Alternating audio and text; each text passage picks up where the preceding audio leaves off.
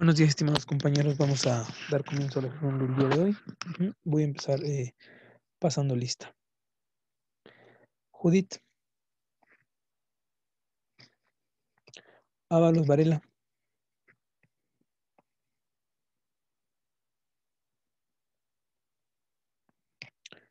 Alba, Presente. gracias. Giselle,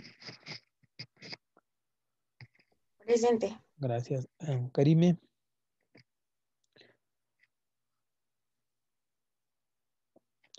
Monse, Presente. gracias, Monse.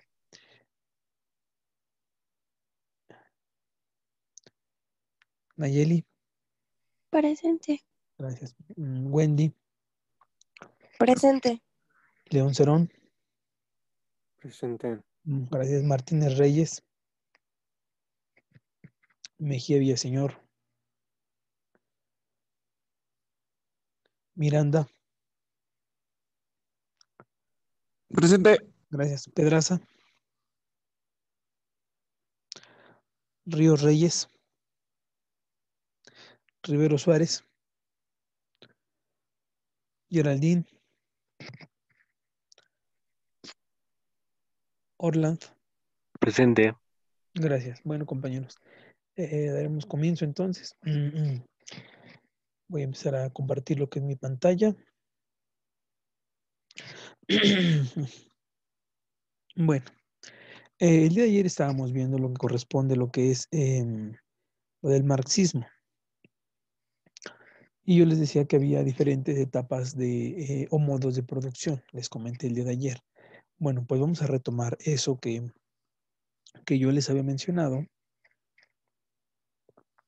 aquí a través de las diferentes etapas históricas hasta llegar a lo que son las nuevas formas del pensamiento o las tendencias del pensamiento actual. O sea, actual me refiero del siglo XX en adelante. Bueno, em, mm, ok. Eh, Decía yo, hablamos entonces de Marx. Y bueno, Marx creía conocer bien lo que son los mecanismos que operan en la sociedad, así como las leyes que rigen el camino histórico. Es decir, él suponía que conocía perfectamente las etapas históricas, ¿no? Durante las que él vivió, obviamente, y posteriormente formuló sus teorías que ya les mencioné el día de ayer. Ahora, em, estas etapas históricas, en base o más bien con el criterio del modo de producción, o sea, ¿qué quiere decir el modo de producción? La forma en cómo las mercancías o los productos son elaborados, ¿no? Entonces tenemos lo que son las sociedades triviales, la sociedad esclavista, la sociedad feudal, sociedad capitalista y sociedad comunista, ¿no? Son las 5 etapas que ahorita mencionaremos. Es que por favor vayan tomando nota para que podamos ir nosotros avanzando.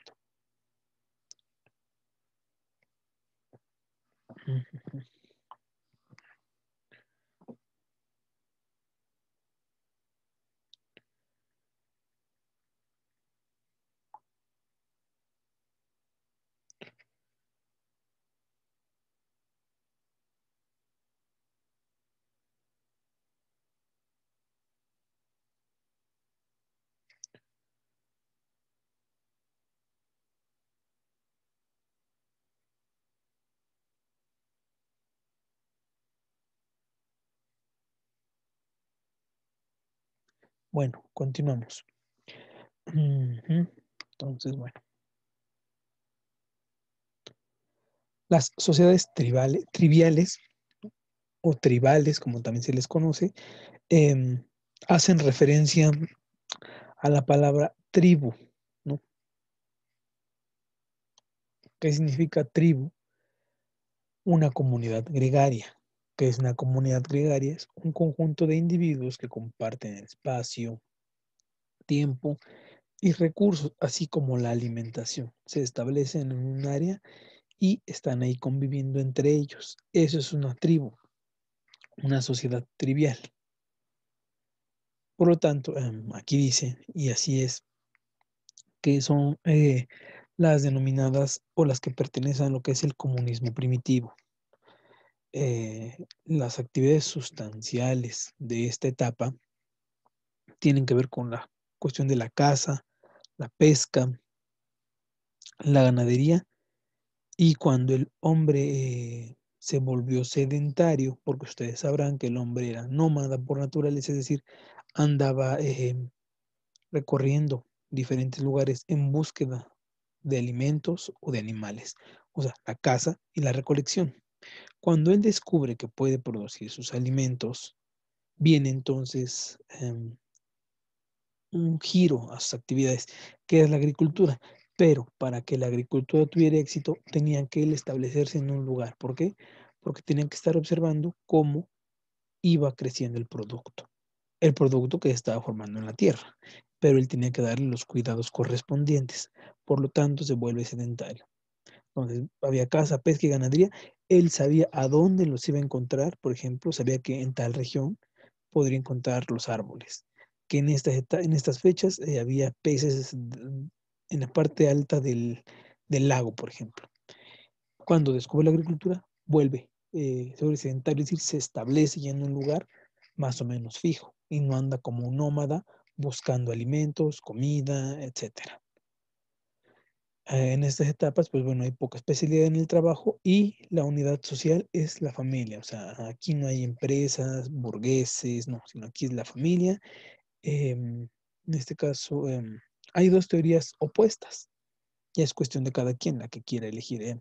Decían que el hombre es el que se dedica a la caza y a la agricultura, mientras que la mujer era el cuidado de la familia, de los niños y la cuestión de los alimentos.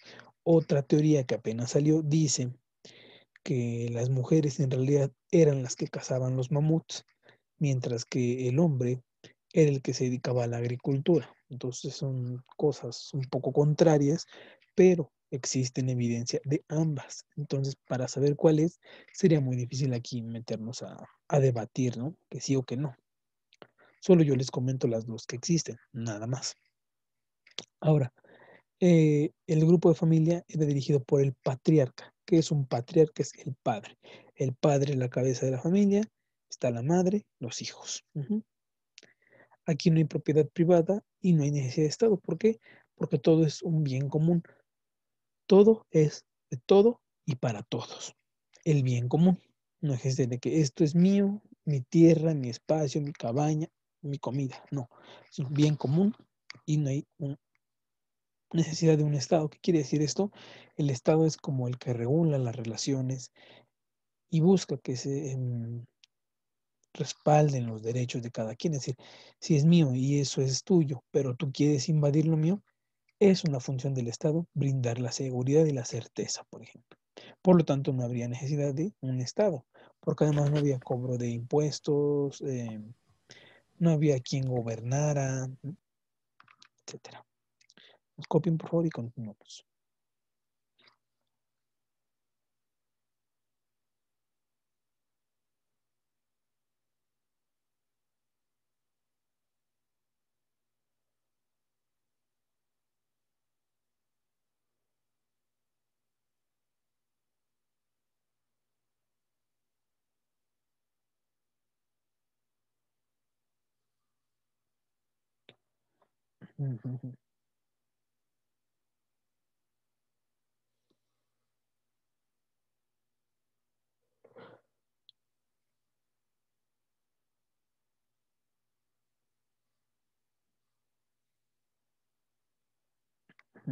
Bueno, seguimos. La segunda, o más bien el segundo modo de producción, tiene que ver con las sociedades esclavistas, ¿no? Aquí, a diferencia del anterior, todos, o más bien los recursos, todos eran de todos. Y aquí no había superioridad entre los hombres. En la sociedad esclavista pasa eso. Alguien empieza a acumular riquezas, se vuelve poderoso y contrata al hombre, que el hombre es el que cuida a otros hombres para que con su esfuerzo físico hagan determinada actividad. Es decir, en el esclavismo es el dominio del hombre por el hombre, el sometimiento del hombre por el hombre, es decir, entre semejantes sometidos. Y bueno, con la agricultura aumentan los excesos y eso es la población.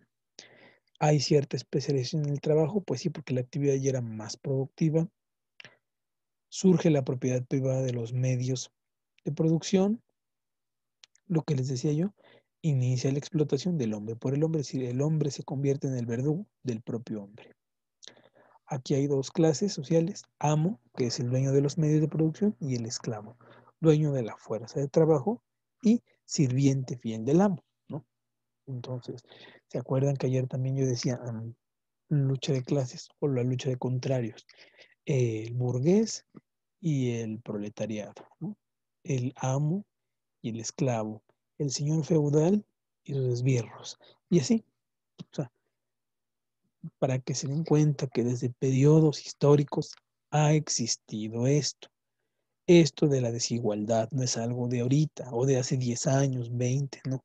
Desde toda la vida ha existido un dominante y un dominado, un rico y un pobre, blanco y negro, desde siempre. Entonces, eso se los digo para que ustedes tengan en la mente que así ha sido y no se culpe que el sistema capitalista, que los liberales, que los neoliberales han sido los culpables de esto. No, esto es algo histórico, que a lo mejor se agudiza un poquito más, es diferente, pero que ha existido, siempre ha existido.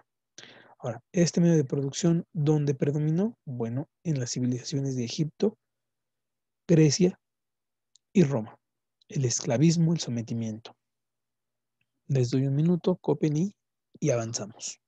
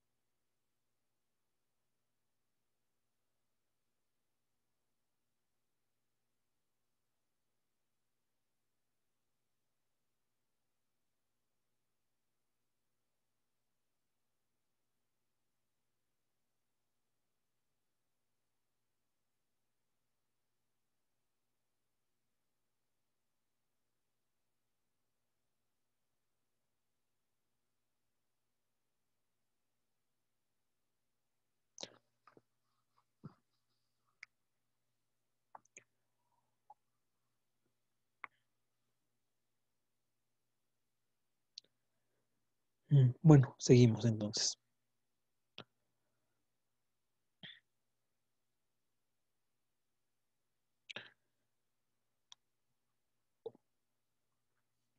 Pasamos al siguiente modo de producción, que es la sociedad feudal, ¿no? Donde una característica primordial es que es una economía más rural que urbana, es decir, la gente se establece en las zonas del campo. ¿Por qué? Porque el proceso básico es la agricultura, que desarrolla el siervo. El siervo es como el esclavo del rey en el feudalismo. Aquí la producción puede ser de tipo individual o familiar y el trabajo dispone como materia prima y controla la producción. El proceso de producción aquí también necesita cierta especialización, ¿no? Aquí la estructura social es estrictamente piramidal, es decir, yo les decía la vez pasada, tenemos al rey, a los monjes, al clero, ¿no? Y a los nobles, o sea, a los hijos de los reyes y los campesinos.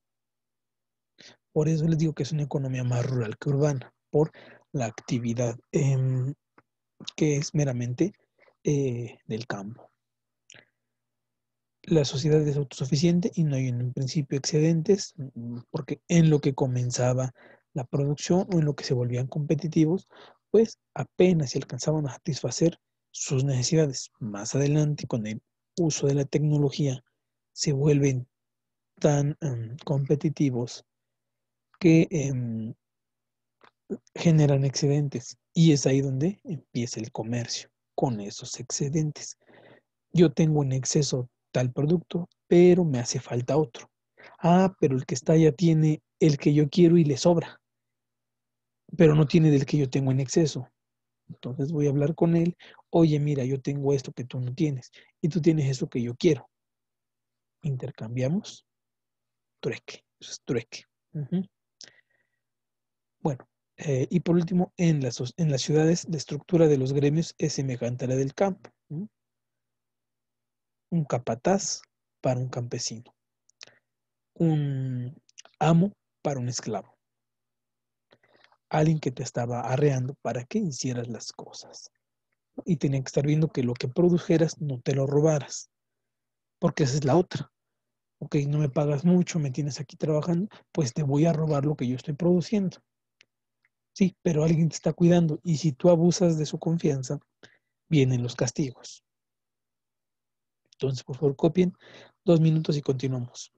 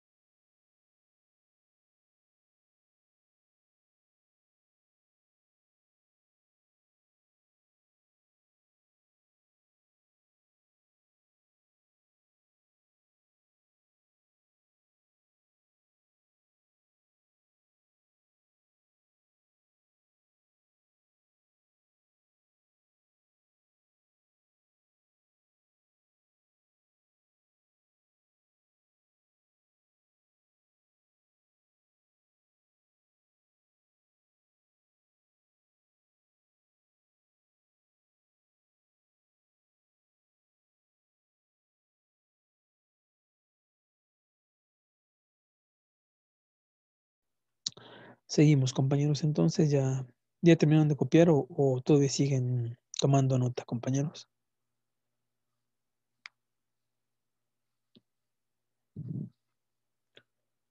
Compañeros, ¿siguen copiando o podemos avanzar? Indíquenme, por favor.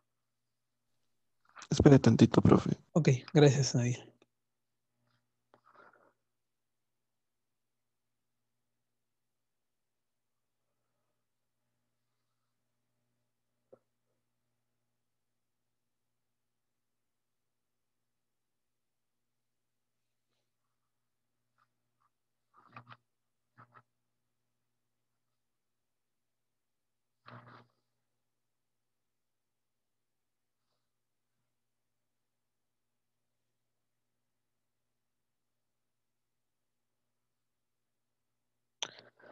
Mm,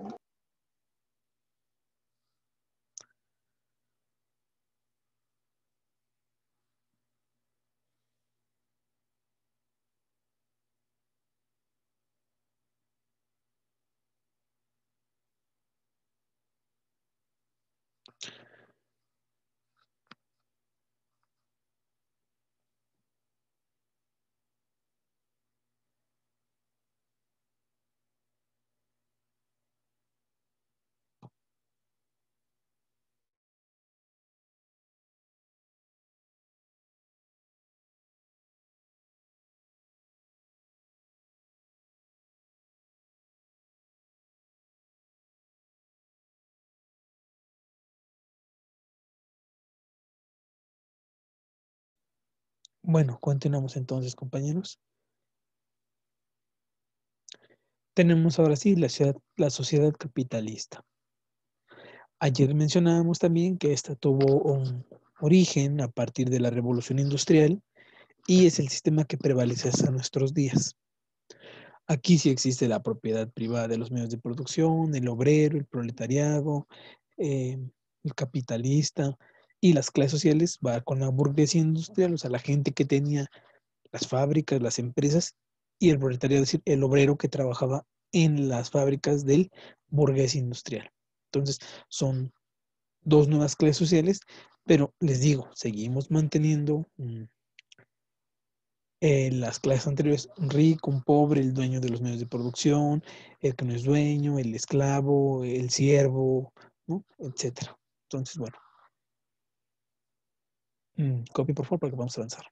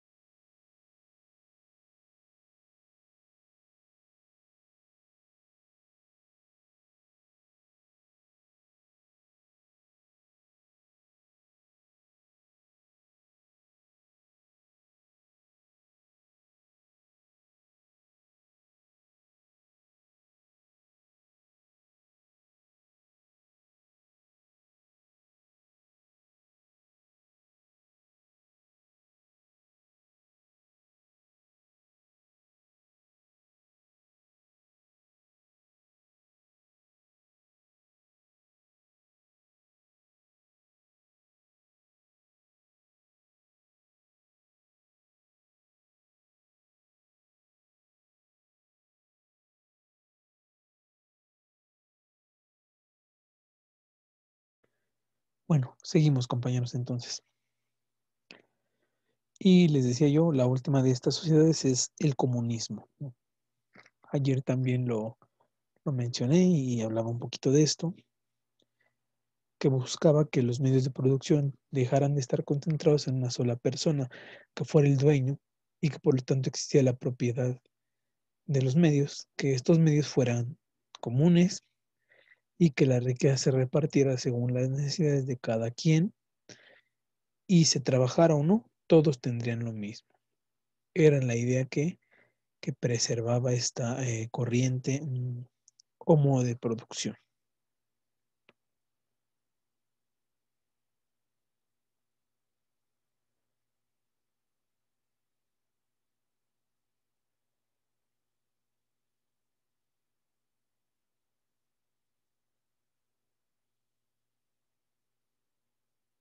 Dos minutos y seguimos, compañeros, por favor.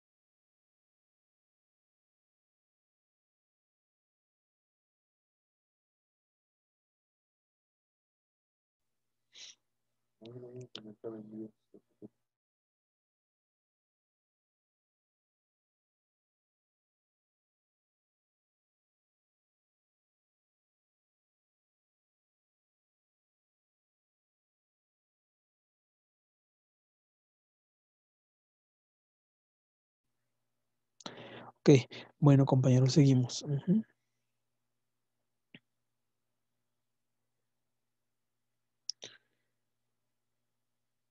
Lo que hablábamos ayer, ¿te acuerdan de una de las frases célebres de Marx que decía que el poder político es simplemente el poder organizado de una clase para oprimir a otra?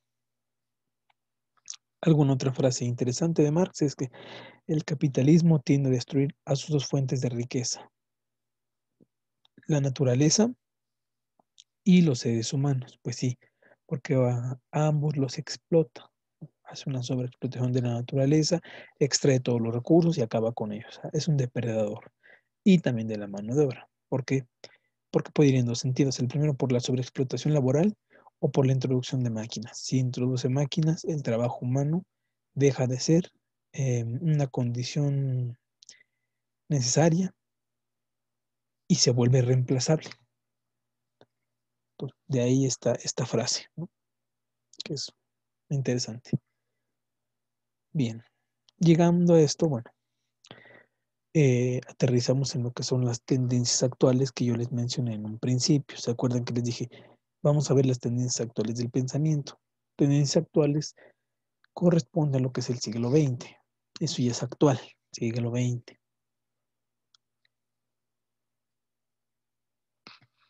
Bueno, y aquí vamos a ver que para el estudio del pensamiento filosófico y social contemporáneo, o sea, de nuestro tiempo, se toma como punto de partida la segunda mitad del siglo XIX. Del siglo XIX en adelante empieza un desarrollo filosófico diferente, distinto, que vamos a ver a continuación.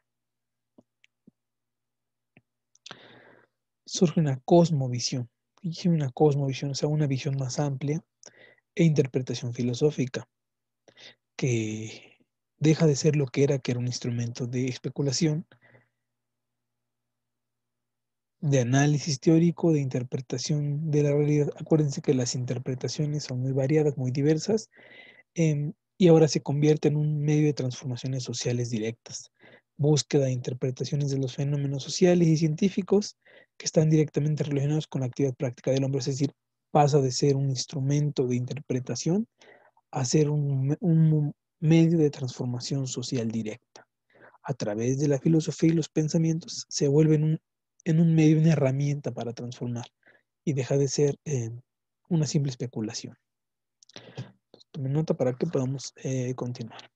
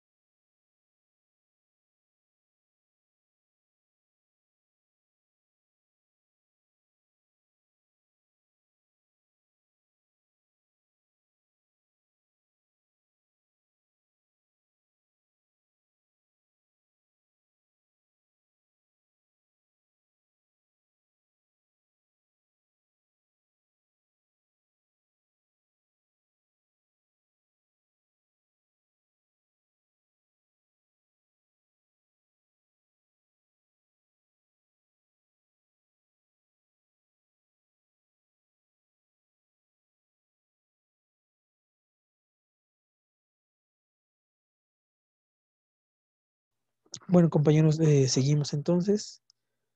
Bien. Hablando al respecto de esto, tenemos lo que era, bueno, más bien ayer mencionábamos la filosofía de Marx y Engels, donde era la clase proletariada, lucha de clases, y se buscaba la destrucción de la propiedad privada, que mencionaban ellos era la causa esencial de la desigualdad en la distribución, consumo, explotación y la miseria, imperante en gran parte de la población mundial. hasta entonces y actual, ¿no? Entonces, esa era la filosofía de Marx y Engels. Esto es un perfecto resumen de lo que ellos mencionaban. Entonces, por favor, copien y continuemos.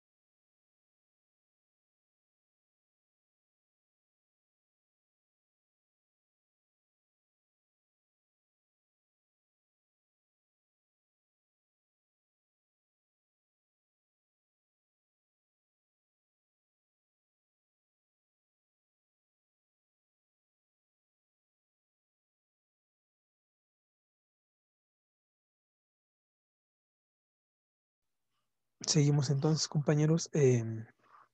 Ahora viene lo que es la filosofía de Auguste Comte. Seguramente ustedes han escuchado alguna vez hablar de Comte. Comte o Comte, como le dicen. Él es un contemporáneo, o sea, de la misma época de Marx y Engels, y él elaboró su teoría sociológica y filosófica bajo los mismos presupuestos económicos, presupuestos o supuestos es lo mismo, y sociales, ¿no? Filosóficos y científicos. Pero llamó a esta teoría que en principio era muy igual, ¿no? Porque tenía las bases filosóficas, sociológicas, ¿no? De ellos dos, pero a final de cuentas llegó a una conclusión diferente y ese movimiento que él creó, o más bien que él diseñó, se llamó positivismo. Positivismo, que tenía unas conclusiones diferentes. ¿Qué es el positivismo? Bueno, compañeros, ¿alguna vez ustedes han escuchado hablar del positivismo? ¿A qué se refiere el positivismo?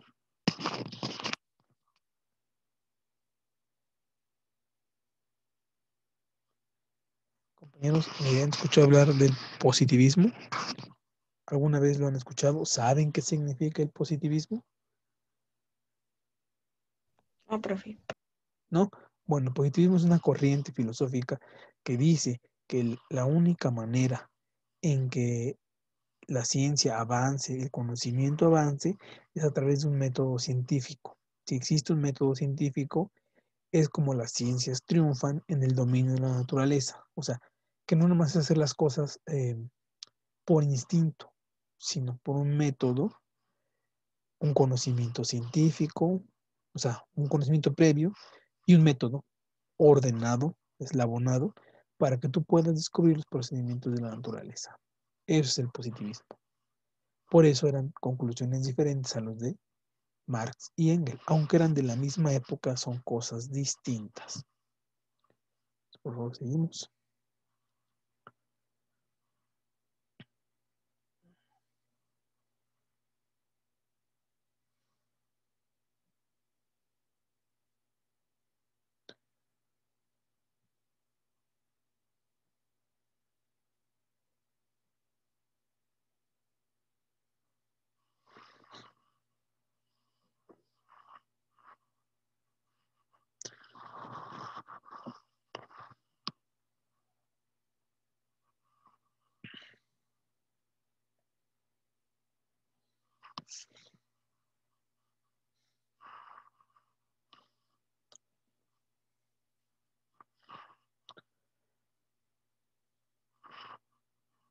Bueno, seguimos entonces.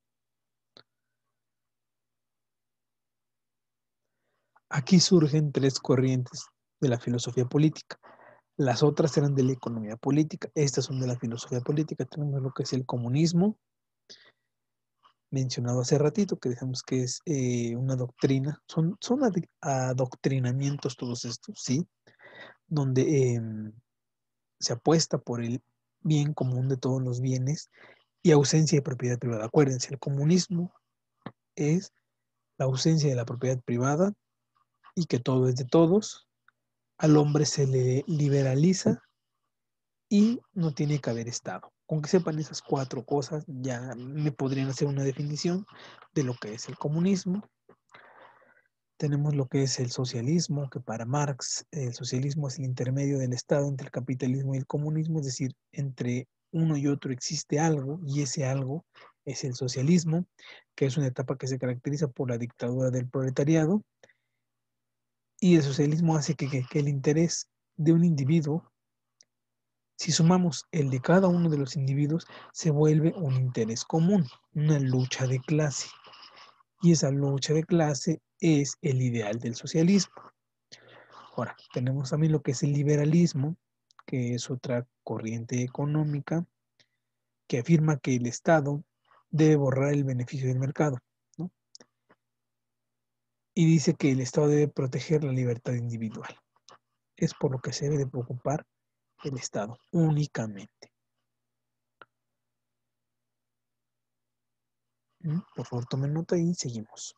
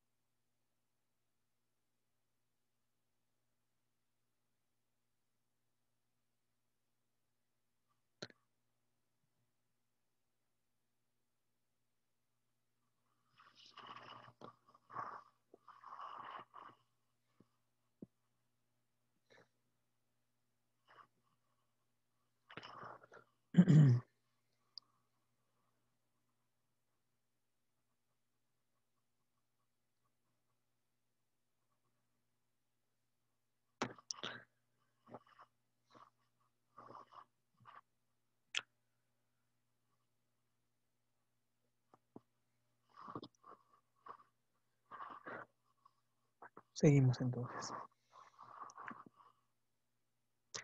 Tenemos el libertarismo, ¿no?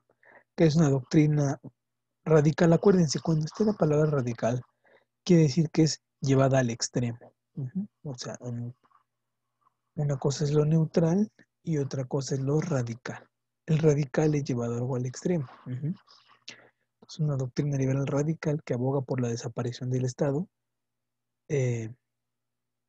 ¿Con qué fin? Bueno, con que hay una libre cooperación entre los individuos, es decir, no hace falta nadie que regule la relación entre los individuos solos pueden regularse, entonces exige la desaparición del Estado. Luego tenemos el contractualismo, que es una teoría política que los individuos deben abandonar el estado de naturaleza, renunciar a sus derechos naturales y unirse a la libertad e igualdad. Aquí tenemos exponentes como Rousseau, Locke y Kant. Por su parte, también Hobbes, del lado absolutista, ¿no? También tiene esa teoría, forma parte de esa corriente del contractualismo. Y lo que decíamos ayer también, el anarquismo.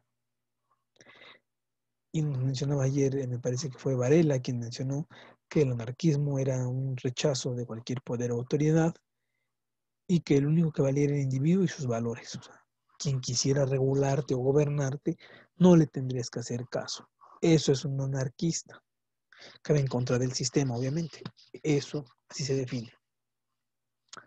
Tomen nota, les doy 2 minutos y seguimos avanzando.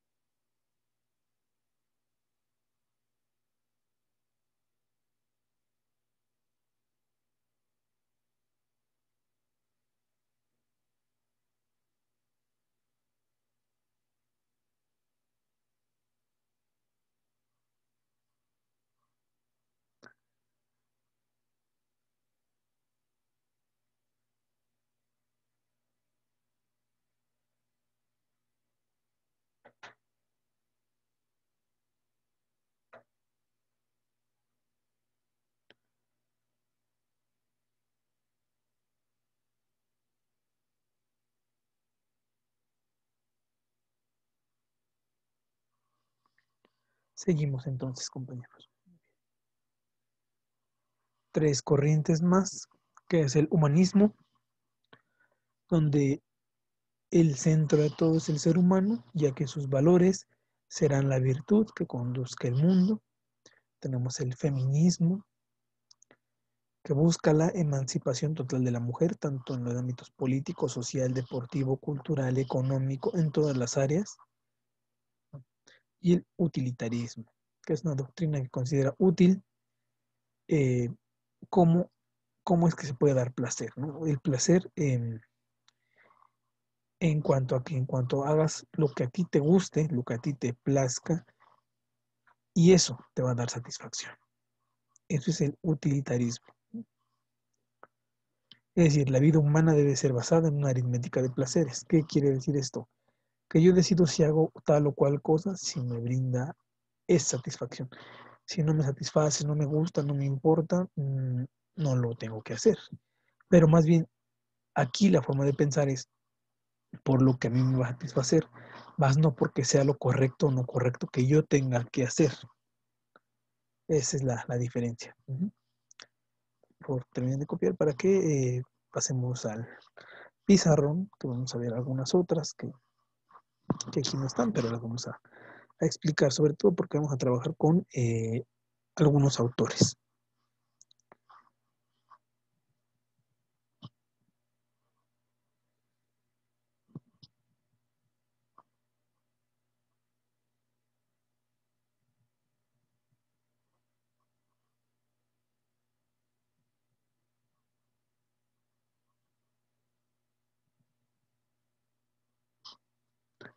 Ahorita nos vamos a meter un poquito más de lleno a la parte económica, que es la que pues es nuestra área. Y eso es lo que vamos a abordar ahorita más. Entonces, bueno, terminen de copiar esto y pasaríamos a lo otro.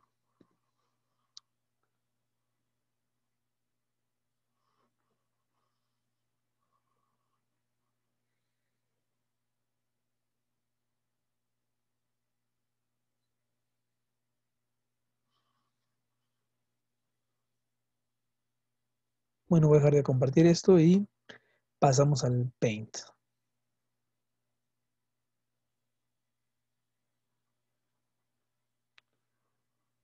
Listo. Ya estamos en Paint. Ahora sí vamos a empezar a escribir por aquí así. Vamos a trabajar con lo que son las teorías, más bien las nuevas tendencias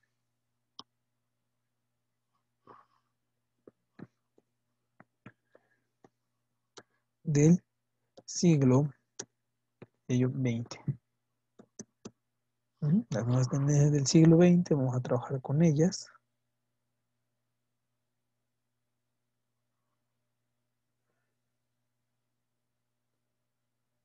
Las nuevas tendencias del siglo XX.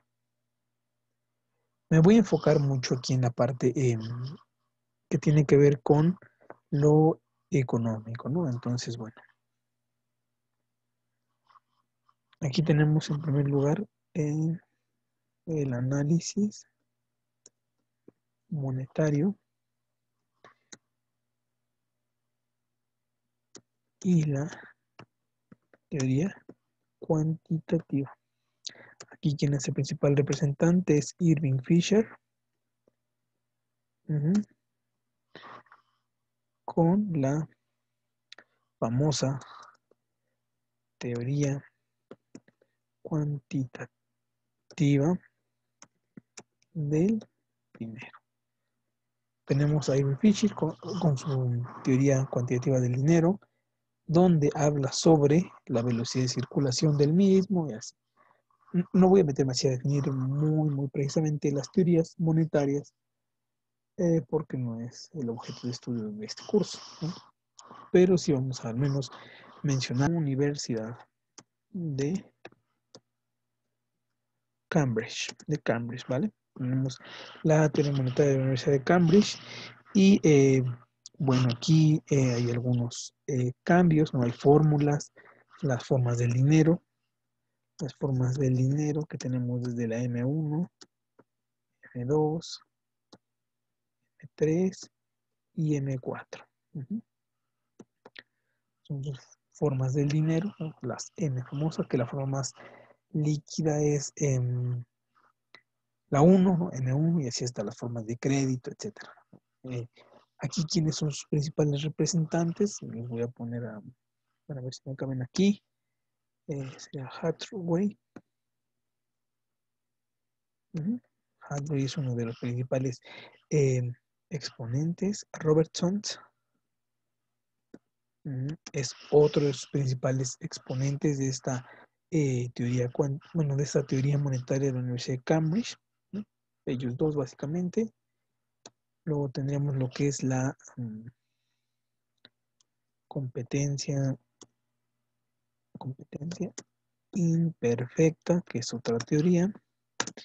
La teoría de la competencia imperfecta, vamos a ver que aquí, tenemos a Piero como principal exponente, tenemos a Piero, tenemos a, básicamente es Piero, el que nos puede ilustrar mejor en esta parte, y aquí que busca, o cuál es la teoría primordial de Piero. Bueno, Piero nos dice, obviamente el nombre de Piero nos suena a la nacionalidad del autor, ¿verdad? Nos dice mucho, ¿no? A quien le dicen Pieros, Pietros, o sea, los Pedros, ¿no? ¿En dónde? En Italia, ¿sale? Entonces, en Italia les llaman así a los Pieros, a los Pietros, y él fue maestro en la Universidad de Cagliari, lo que es la parte sur de Italia, y Piero, vamos a escribir su principal exponencia, era de las leyes de la productividad en el régimen. O sea, él decía que si una empresa era competitiva, no importaba que las demás no lo fueran. Por eso, unas destacaban más que otras. Competencia imperfecta. La competencia perfecta es que todos fueran igual, que todos produjeran lo mismo, al mismo paso, al mismo ritmo, pero no. Aquí ya cada quien es responsable de cómo produzca, y por lo tanto van a haber diferencias en cuanto a la productividad. Seguimos entonces con ¿quién sigue? Déjenme ver, está el análisis monetario, la teoría monetaria de Cambridge, la competencia imperfecta. Tenemos en cuarto lugar a la escuela de Oxford, la escuela de Oxford, ¿no? Que aquí tenemos a Harros, tenemos a Domar, ¿no? Ellos crean un modelito, crean su modelo que se llama Harrod-Domar de condiciones de equilibrio. Es un modelo matemático con un cierto nivel de complejidad, tedioso. También tenemos a otro muy importante que es Higgs, el teorema de la igualdad y equilibrio de Higgs. El equilibrio higsiano también es una teoría económica muy importante, un conjunto de ecuaciones y así que buscan el equilibrio general del mercado. Es el objetivo de estos amigos. Obviamente ellos trabajan con lo que es la oferta y la demanda en el mercado. La escuela de Oxford es otra aportación muy importante, la escuela de Oxford. Tenemos en quinto lugar a la escuela londinense. La escuela londinense, ¿no? Es otra, o es más bien la quinta tendencia económica del siglo XX, que es la escuela londinense, ¿no? Que aquí ellos son de esta escuela de la LSE, que es la London School of Economics.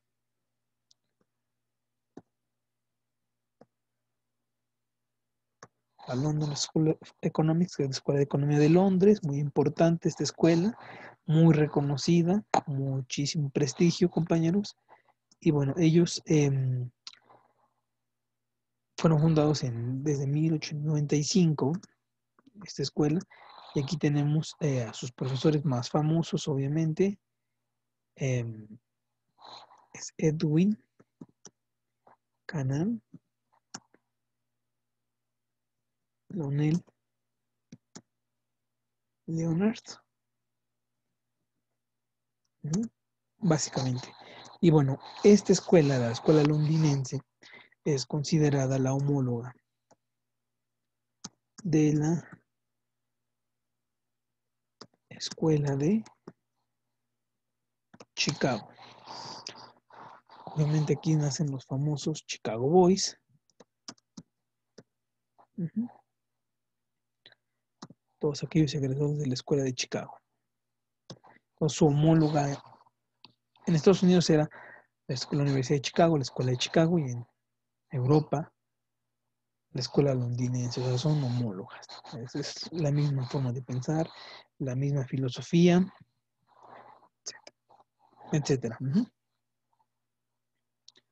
Vayan copiando, por favor, lo que voy escribiendo, por favor, compañeritos. Luego tenemos la escuela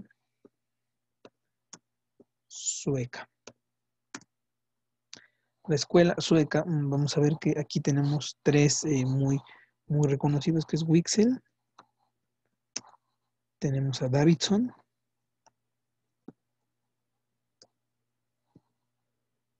y tenemos a Castle. Son tres representantes, más bien los máximos representantes de esta escuela, de la escuela sueca. Y bueno, vamos a ver que la escuela sueca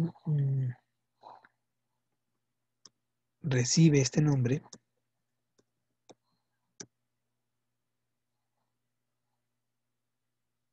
por la enseñanza en la escuela, o sea, pertenecen a la escuela ¿de qué?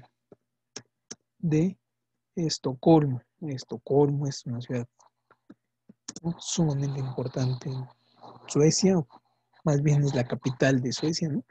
Estocolmo.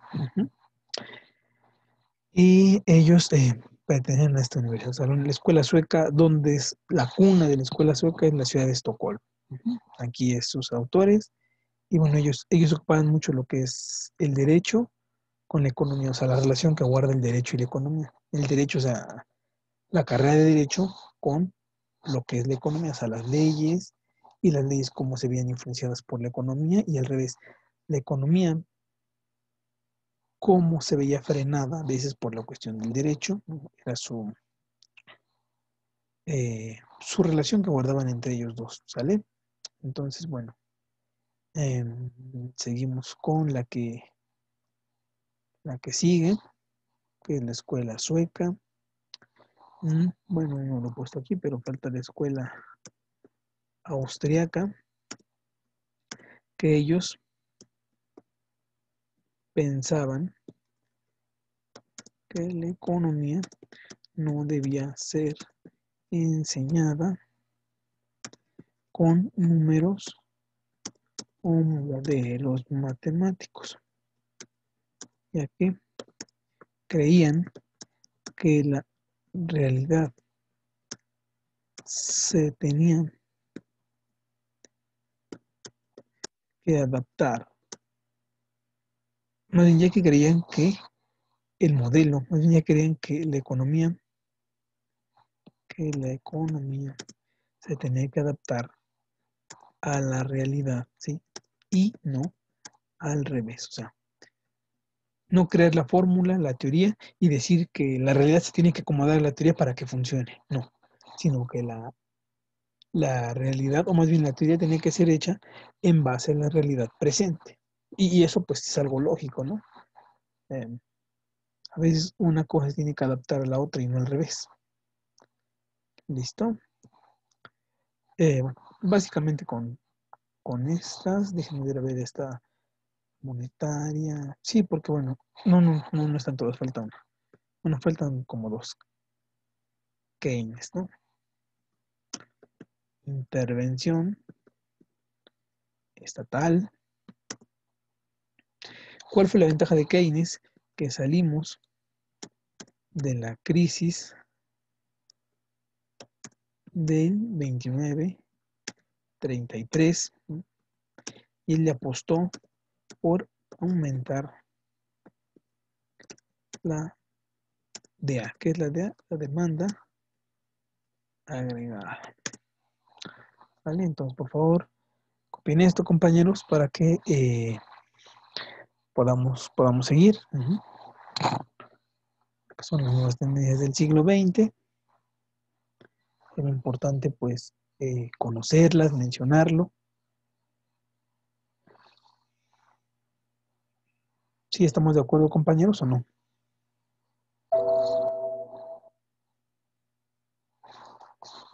Compañeros, ¿sí estamos de acuerdo? Sí, profe.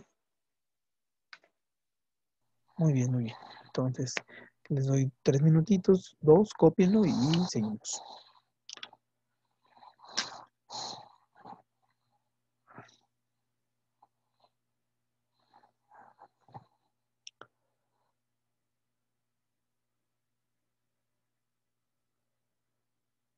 Ya se quieren ir de vacaciones, ¿no?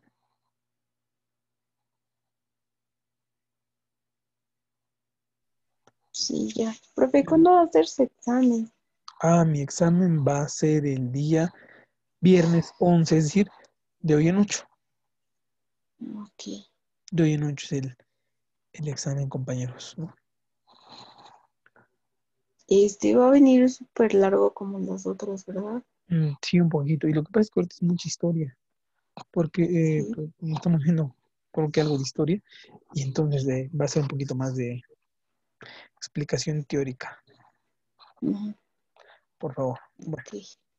gracias a usted. A ver, acuérdense que aquí esto voy a aclararlo porque si no, ahorita vamos a pasar a lo otro, que aquí es económico el asunto. Económico. Y ahorita vamos a pasar a lo cultural, que es otra corriente que también tiene que ver con las tendencias del siglo XX. Pero ahorita estamos en la parte económica, que es la más importante, y después vamos a pasar a la parte cultural. Ahorita mismo vamos a pasar a la parte cultural. Solamente copien y avanzamos.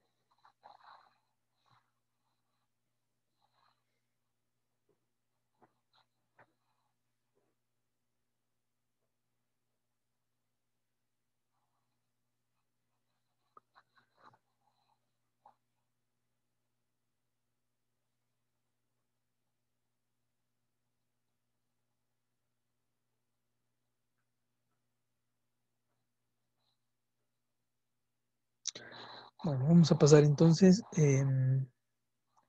Si podemos seguir.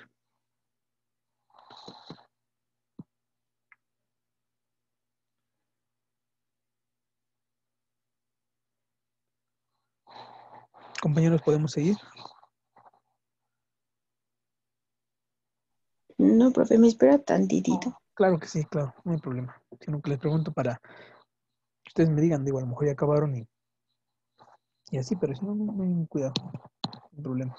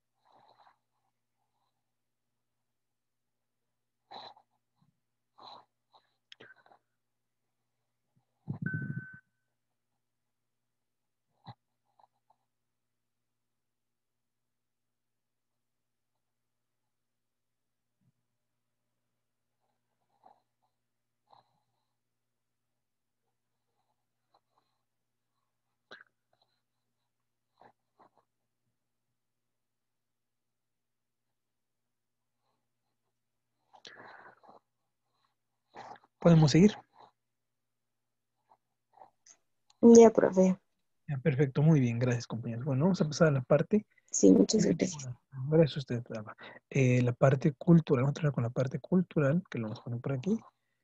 Uno fue la parte económica, que es la importante para nosotros, pero también debemos poner lo que es la parte cultural, o sea, no podemos dejarla de lado porque es una época que marca, ¿no? Entonces, bueno, tenemos en primer lugar al modernismo del año 1900, ¿no? Modernismo del año 1900, vamos a explicar en qué consistió el modernismo, vamos a decir que es una corriente artística de carácter renovador, que alcanza su máximo auge en la famosa Belle Époque,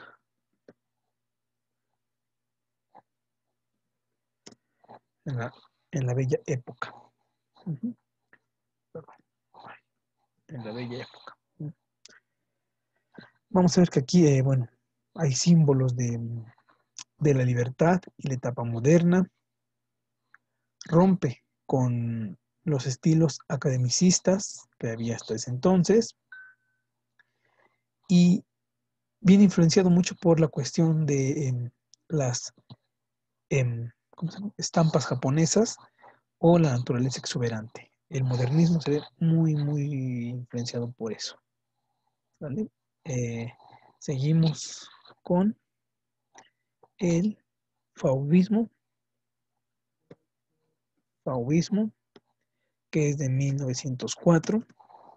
¿Qué es el fauvismo, compañeros? Bueno, es una segunda corriente que tiene que ver, es de origen francés también y es pictórico. Ujú. El uso del color en su más puro estado es su carácter principal, entonces es otra tendencia del pensamiento actual y artística también actual. Este tiene que ver con sus orígenes franceses. Orígenes franceses. Ujú. Movimiento, les dije, artístico, donde lo importante es el uso del color en su más puro estado, ¿no? Es el fauvismo, otra corriente que aquí vamos a encontrar lo que son contrastes cromáticos. eh, la teoría del color nace aquí en el fauvismo, la teoría del color que conocemos, los colores básicos, las mezclas, las combinaciones, nacen aquí. Y el pintor fauvista expresa, por decirlo así, sus emociones y percepciones a través del color. O sea, el color se vuelve la línea de expresión. Y vamos a encontrar líneas desfiguradas, no muy claras, no muy acabadas, ¿no? Seguimos entonces con la siguiente corriente que es el cubismo. Vamos a poner la tercera que es el cubismo. El cubismo, ese es de 3 años después, 1907. El cubismo, ¿no, compañeros? Es otra corriente que es muy importante, que esta rompe con lo que es la pintura tradicional, con la pintura tradicional,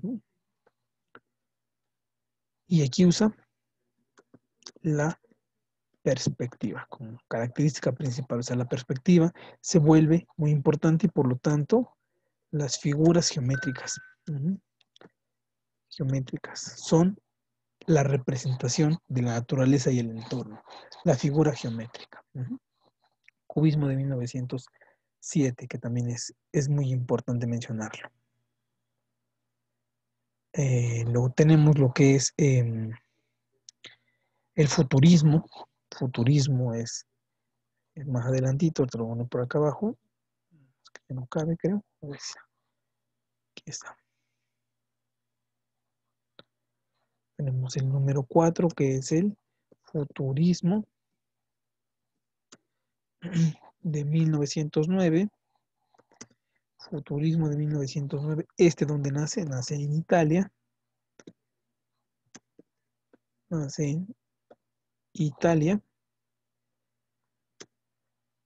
Y aquí, ¿cuál es la idea principal? Es las nuevas creaciones, ¿no?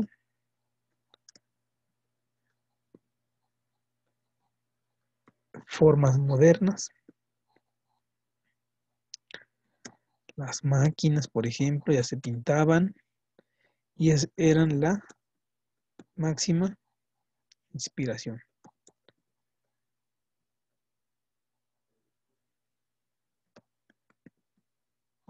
¿Sale? Esa era otra corriente. Tenemos después lo que es el expresionismo de 1914. El expresionismo en 1914, que es otra corriente, ¿no? Que vamos a ver ¿cómo se llama? Que tiene que ver con los campos artísticos, y este marca lo que es la pintura, la escultura y la música, ¿no? La pintura, la escultura y la música. Y no es como tal un movimiento, sino es un modo de entender el arte. Es el expresionismo. Aquí el expresionista deforma la realidad, ¿no? Expresa sus emociones y su propia visión del entorno a través de colores, pues pueden ser tipo violentos, un tratamiento brusco de la obra y una representación de soledad, o sea, cuadros muy fúnebres vamos a encontrar aquí, y de amargura, ¿no? ¿Provocados por qué? ¿Qué pasó en 1914, compañeros? ¿Qué suceso importante pasó en 1914? Si les estoy diciendo que son cuadros oscuros, tristes, ¿qué fenómeno sucedió en 1914? La guerra mundial, ¿no? La guerra mundial, exactamente, muy bien. Muy bien, Giselle. Entonces, si pasó la guerra mundial, se pintaban cuadros alusivos a la guerra mundial. Muy bien. Luego tenemos entonces, número 6, es el constructivismo ruso. Constructivismo ruso, de 1914 también, a la par del expresionismo. En Rusia también se gestaba el constructivismo ruso, que es el poder, el poder de la influencia al servicio de los intereses políticos. Se pintaban los cuadros de políticos, de gente, de esa época, ¿no? Políticos, gobernantes de esa época. O sea, los rostros, sus caras, todo eso se hacían figuras. El siguiente es el dadaísmo. Dadaísmo, que este es de 1916, compañeros. El dadaísmo, 2 años después, nace lo que es el dadaísmo. Y aquí, ¿cuál es la tesis principal del dadaísmo? Es una reacción a la supremacía de la razón.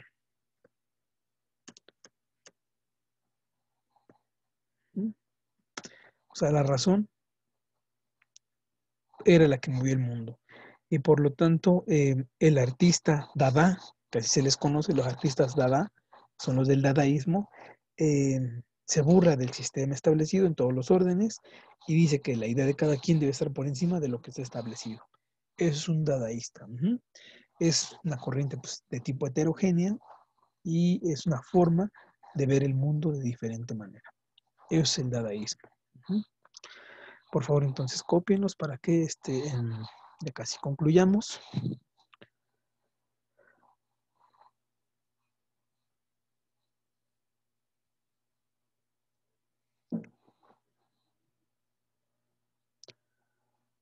Acuérdense, los Dada son los que pintan en contra del sistema, o sea, haciendo mofa, por ejemplo, del sistema, burlándose de algún gobernante, de algún presidente.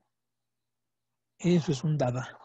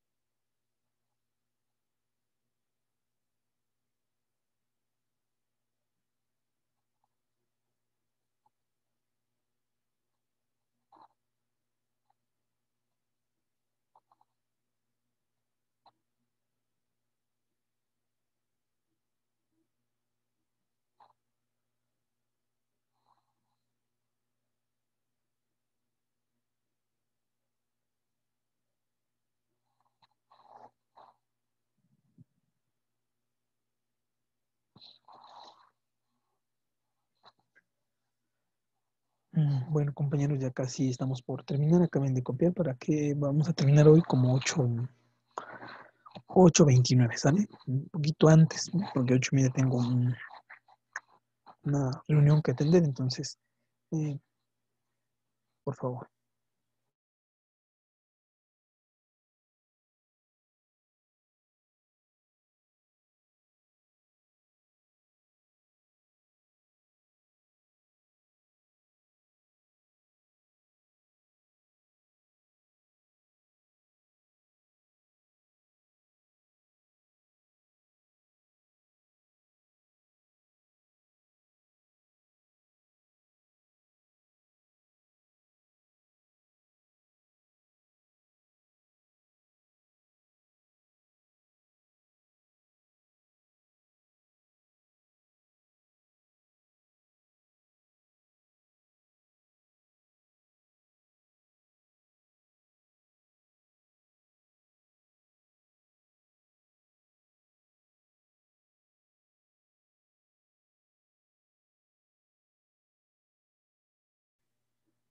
¿Terminaron de copiar, compañeros, lo que estamos haciendo?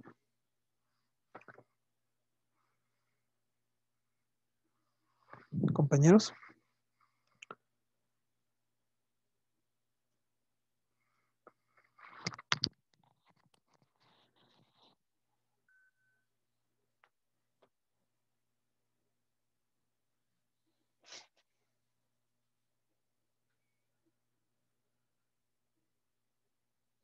Compañeros, ¿ya terminaron de copiar?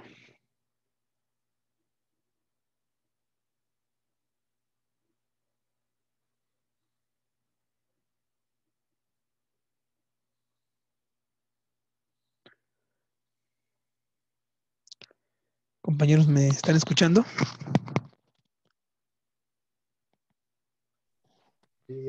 Sí, profe, pero bueno, todavía no. Ok, perfecto. Les decía que vamos a terminar ya, más bien ya, porque eh, tengo ahorita una parte de un congreso en el que estoy participando y ahorita a las 8:30 comienza. Entonces, pues yo creo que hoy le dejaríamos por aquí así y nos vemos la próxima sesión, compañeros.